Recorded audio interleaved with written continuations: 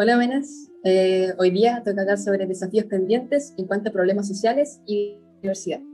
Me presento, soy Francisca Yarbel y esta es la clase número 2 del 20 de agosto de 2021. Vamos adelante. Bueno, el primer gran tema que nos toca abordar es el desafío de los problemas sociales. ¿Qué queremos decir con esto? ¿Qué desafíos tenemos pendientes? Son 7.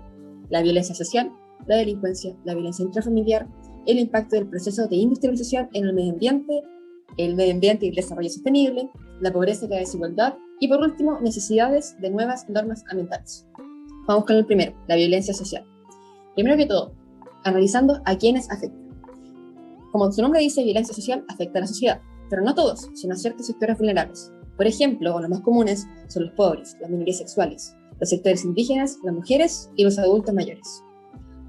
¿Cuáles son los efectos, las consecuencias de esta violencia social a este grupo? La frustración, principalmente la frustración, la discriminación y la exclusión. ¿Y dónde se presenta? Como son hartos grupos y hartos ámbitos, se presentan en diversas partes, pero principalmente como un rango desde el ámbito familiar hasta lugares públicos, por ejemplo, el colegio, la plaza, cines, bares, estadios, etc. O sea, es algo transversal. Por ejemplo, en el caso de los adultos mayores o las mujeres, generalmente en la casa, las mujeres también puede ser en el trabajo, en los sectores indígenas diariamente, las minorías sexuales en la calle, en la vida social, y los pobres también en la calle, lamentablemente. Pero, ¿cuál es la causa específica de esta violencia social? La verdad es que es muy compleja, es muy variada. ¿Por qué? Porque son hartos grupos. Por ejemplo, están, como les decía, los pobres, las minorías sexuales, las mujeres. Entonces, cada uno tiene sus propias causas, y dentro de cada grupo hay una variedad de causas, entonces es difícil englobarlo como una causa específica. Pero hablando de grandes rasgos, ¿por qué se ejerce o se produce esta violencia social? Es principalmente por el debilitamiento de los controles sociales. También así por los cambios producidos en el interior de las familias, por niveles altos y tempranos de consumo de alcohol y drogas, y también por la influencia negativa de los medios de comunicación. ¿De qué forma pasa esto? Por ejemplo, los medios de comunicación, a través de las redes sociales, de la publicidad, de la radio, de la televisión, que diariamente nos meten ideas violentas que quizás ustedes pueden considerar que no son tan graves, pero sí es violencia de cierto grado. Puede ser poco o mucho, pero es violencia social. El alcohol y las drogas, que afecta principalmente a los jóvenes de situaciones más vulnerables, que están inmersos en la pobreza. Entonces, de esa forma, uno va perdiendo un poco el control que tiene sobre sí mismo y va ejerciendo esa violencia. Ya. Otro caso específico de violencia social se da en el femicidio. ¿Y qué es? Bueno, yo creo que la mayoría más o menos ya sabe que es femicidio, pero es una serie, un conjunto de consideraciones donde se sostiene una supuesta inferioridad de la mujer. Que esto puede causar violencia social, como les decía, de menor grado o mayor grado, que yo personalmente considero que es el asesinato. ¿Cuáles son los progresos al respecto? Este tema fue colocado en la agenda pública. Implica esto que el gobierno de turno va a tener presente trabajar en el tema del femicidio prontamente. O sea, esa es la idea en la práctica. Porque generalmente se había considerado un asunto privado, o sea, algo de lo que no se hablaba mucho y tampoco se tomaban muchas medidas al respecto. Sin embargo, hoy en día sí por lo menos se deja la agenda pública como tema a tratar, para crear conciencia en la población y en los gobiernos de que esto es un tema importante, que sucede y que hay que hacer algo al respecto, porque puede conducir a fatales consecuencias. Ahora, hablando sobre otra manifestación de la violencia social, encontramos a la delincuencia. ¿Qué es esto? Bueno, el nombre es un poco obvio, pero la cantidad alta de delitos. ¿Cuáles son los efectos? Aquí lo pongo a pensar, ¿qué pasaría si los asaltan, si los golpean, si les hurtan, si los matan? ¿Qué causas son ustedes? El efecto daña la convivencia social, evidentemente. Produce muertes, heridos, temor, inseguridad y encierro. O sea, uno que no puede salir a la calle tranquilo porque piensas que te pueden matar. Como en el caso de las mujeres, que frecuentemente sucede. Obviamente también en los hombres, pero relacionándolo un poco con el tema de los femicidios. Y también otro efecto, pero más a grado macro, es que es costosa para los estados y se relaciona en muchos casos directamente con el tema del narcotráfico. ¿Por qué? Porque es costosa en cuanto al narcotráfico, porque se destinan muchos recursos en cuanto, no sé, por ejemplo, policía y armamento para acabar con el tema del narcotráfico, entonces se ocupan muchos recursos en eso. para erradicar un poco el tema de la delincuencia, que ha sido un tema presente en cada gobierno, pero ha sido difícil abordar. Otra expresión de la violencia, de los desafíos que tenemos sociales presentes hoy en día es el de la violencia intrafamiliar. ¿De qué forma se expresa la violencia intrafamiliar? A través de maltratos de diverso tipo, sea físico, psicológico, social, transversal. ¿Quiénes son las víctimas de esto? Los niños, los adultos mayores, mujeres, y también, que no se ha dicho mucho, pero también son víctimas de la violencia intrafamiliar, es los hombres dentro del hogar. Como les decía anteriormente, uno de los más dramáticos, que ha sido impactante, es el femicidio, asesinato de las mujeres solamente por el hecho de ser tales. La verdad es que este es un tema súper complejo que debería también estar en la agenda pública por ser un tema de prioridad, ya que está afectando directamente la vida de las personas, la calidad de vida y el futuro que tienen también, porque cuando uno crece en un ambiente así, es muy difícil salir de eso. Bueno, por eso también es un desafío que tenemos presente hoy en día en la sociedad. Otro desafío social, problema social que tenemos, es el impacto del proceso de industrialización, o sea, de la industria, de las empresas grandes en el medio ambiente. ¿Por qué esto viene a ser un problema, un desafío? Principalmente por el modelo económico-político que tiene Chile, que es una economía de mercado con énfasis en lo social, pero no social como humano, sino economía de mercado, que se enfoca en el mercado, en la empresa, que tiene una fuerte libertad de emprendimiento para tú mismo generar tu empresa y, claro, crecer y todo, pero el problema es que se le deja al Estado un rol pequeñito, un rol subsidiario, que no es empresarial. O sea, que cuando esta persona, este privado, esta empresa no quiere trabajar en cierto punto, el Estado subsidiariamente regula y trabaja empresarialmente en ese ámbito. Entonces, ¿cuál es el rol del Estado? Un papel regulador que no siempre se cumple para corregir las fallas que tiene el mercado. También la idea es que disminuye un poco la desigualdad socioeconómica que existe, pero eso es en el papel. Entonces, en cuanto al impacto del proceso de industrialización en el medio ambiente, como tema sin resolver, ha sido los problemas medioambientales que derivan de la explosión desmesurada de los recursos, sin considerar un desarrollo sostenible o sustentable. Por ejemplo, con la minería, o justamente este tema que está hablando de la ley Dominga, de la minería Dominga, que claramente afecta al medio ambiente y es como la lucha entre la industria, el desarrollo versus la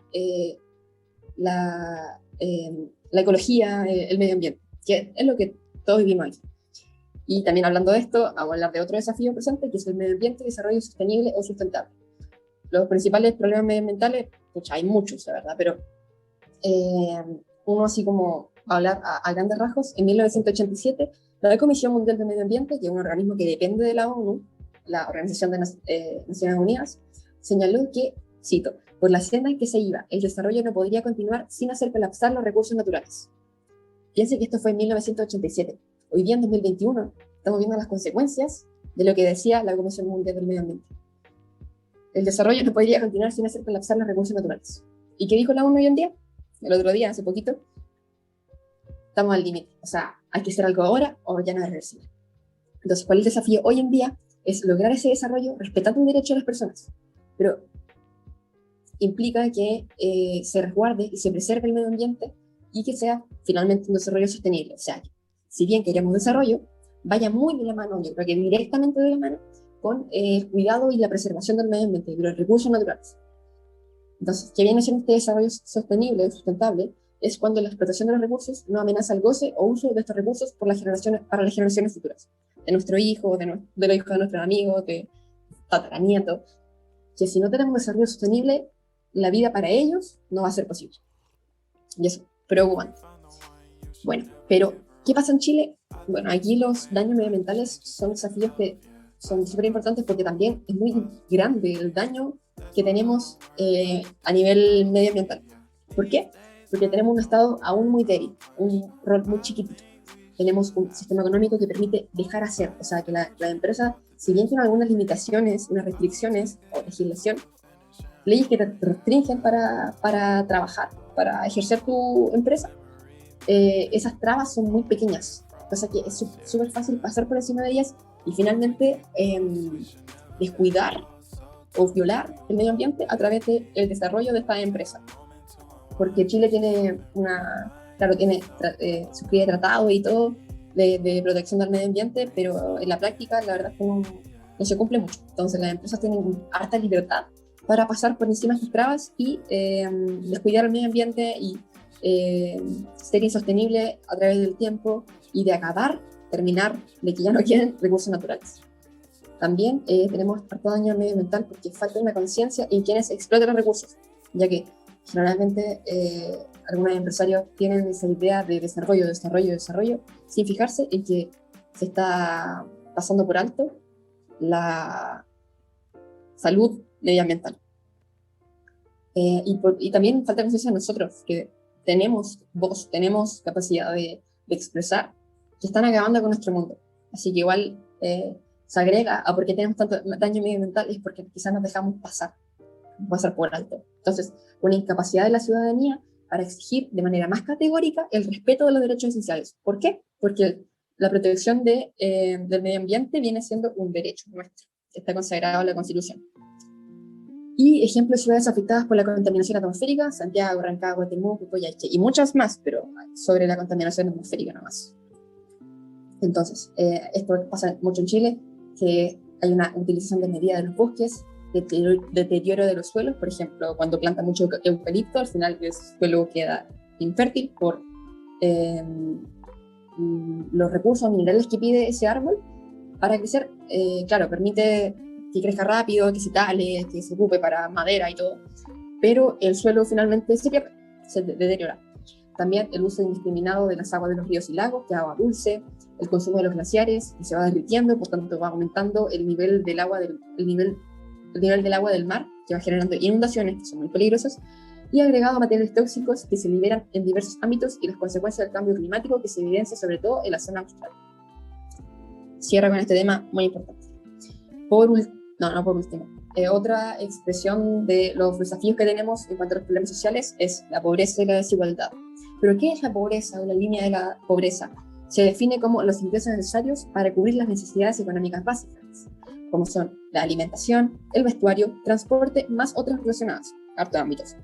Aquellos que no pueden cubrir sus necesidades de alimento quedan en condición de indigencia o pobreza extrema. Que lo mismo que dice Cabejito, que pobres son aquellos cuyos ingresos son inferiores a la línea señalada.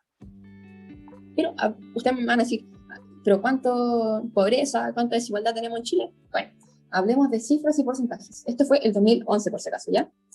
El 14,4 quedó en condición de pobre y el 2,8 en condición de indigencia. Y según el coeficiente de Gini, que es un indicador de inequidad, de 0 a 1, siendo 0 igualdad plena y 1 mayor desigualdad, Chile tiene más del 0,5, según la OCDE, que la verdad viene siendo un alto nivel de desigualdad. Entonces, aquí, si bien en las últimas décadas la pobreza ha disminuido, la desigualdad, que es la brecha en términos de ingresos, sigue siendo uno de los problemas más importantes de Chile, porque tenemos uno de los niveles más altos a nivel mundial de desigualdad. ¿Qué significa esto? ¿O qué amenaza? Pone en riesgo la cohesión nacional y la convivencia nacional. Eso. En cuanto a otro desafío importante es la necesidad de nuevas normas ambientales. ¿Por qué? Porque hay una inequidad en el acceso, uso y goce de un medio ambiente sano y de servicios medioambientales. Y aquí enlazo con lo que dije anteriormente, que la Constitución asegura el derecho a vivir en un medio ambiente libre de contaminación. Y es un deber, una obligación del Estado, velar que este derecho no sea afectado y tutele la preservación de la naturaleza. O sea, que la cuide y que la regulación vaya en concordancia con esto, que las empresas respeten las limitaciones que tienen y que haya un control permanente y progresivo de las empresas que están atacando. Claro, hay mucho desarrollo, pero finalmente atacan también los recursos y la salud medioambiental. Pero finalmente en la práctica este derecho de ver del Estado no se percibe por la ciudadanía. ¿Por qué? Porque seguimos viendo destrucción del medio ambiente, que se acaban los recursos y que el gobierno o los gobiernos en general mundialmente no están haciendo nada al respecto. No sé si nada, pero muy poco. Entonces, y aquí por lo mismo, porque no sé si han visto la noticia, yo creo que sí, en Quintero y Puchucarí, que son zonas de sacrificio, están siendo realmente afectadas. La gente no puede vivir en esos lugares, porque las zonas de sacrificio son lugares, aquí sale, cuyos habitantes, que son comúnmente vulnerables, se ven obligados a vivir en un ambiente donde no solamente el aire, sino también el suelo y el agua tienen presencia de contaminantes por sobre los niveles compatibles con la salud. son zonas destinadas a sacrificio y siguen instalándole industrias contaminantes, aun cuando el impacto sobre la salud de las personas sea inmenso. Son zonas que están realmente afectadas por esto, que la gente que vive allá tiene problemas respiratorios, problemas de salud en general, que no deberían, porque es un derecho de vivir en un medio ambiente libre de contaminación. Y en ese caso habría que manifestarse y seguir hablando de esto, porque si no, no... O sea, claro, tienen derechos, son personas. Entonces, ¿cómo arreglar todo esto?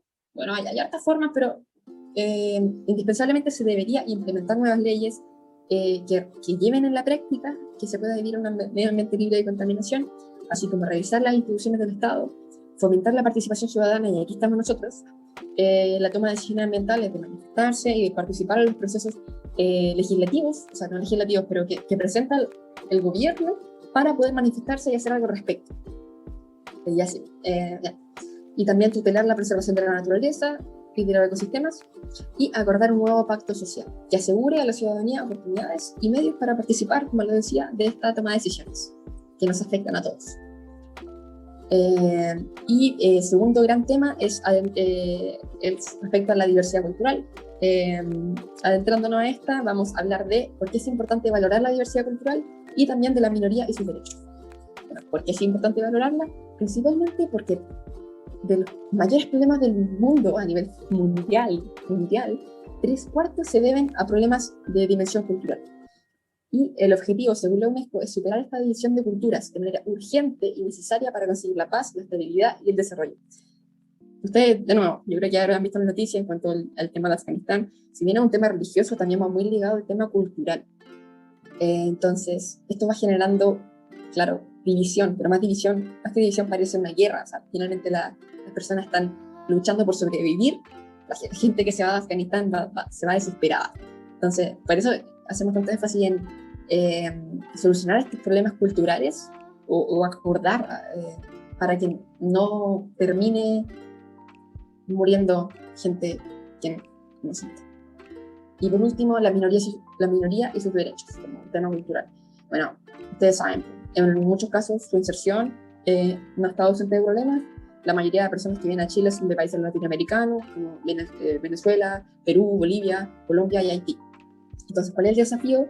Es tomar conciencia que ellos también tienen derechos. Todos tenemos estos derechos que son inherentes, o sea, que nadie nos puede quitar estos derechos. En cuanto a poder integrarse a nuestra comunidad nacional y de ser tratados con respeto por sus derechos y por su identidad cultural. No porque vivan acá van a tener que tener la misma cultura que nosotros. Y hay que respetar la diversidad porque existe, o sea, no se puede hacer nada contra eso y son sus derechos. Es parte del mundo globalizado. En todos los países hay gente de otras partes y es un derecho ser respetado por tu identidad.